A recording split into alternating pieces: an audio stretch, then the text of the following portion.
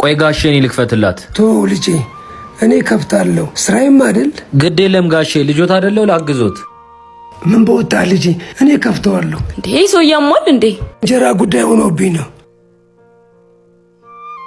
ሳስደበድብ ማከፍተው የኔ ልጅ ከቆቴ እስከምወርድ ድረስ ነው። እኔ ስላንተ ቁጥምና ገባኝ። ተከፍሎ መስሎኝ ስለምትሰራ ያለው ያስ አንተ አትያቸውም እንዴ? አይሆንም እንዴ? የምን አባት ነው ተከፍሎት አይደል እንዴ እየሰራ ያለው? ለመሆኑ ስንት ነው የምንከፍላቸው? 2000 ብር። ዛሬ አንቺ ከጓደኞችሽ ጋር ስንት አጠፋሽ? አንዴ ያለም እንደም ጠይቀኝ። ሲቀጥል ደግሞ 10000 ብር ነበር ይዤ ወጥቶኝ አሁን 2000 ብር ቀርቶኛል። ምን ያገናኘዋል? አየሽ ያንቺ አንድ ቀን ወጪ የሳቸው የ4 ወር የላባቸው ውጤት ነው። ምንድነው ያለው? ትሮ የምታስጨንቀኝ ሆነስ? ለሳቸው ገንዘብ ስጫቸው እያልኩሽ አይደለም።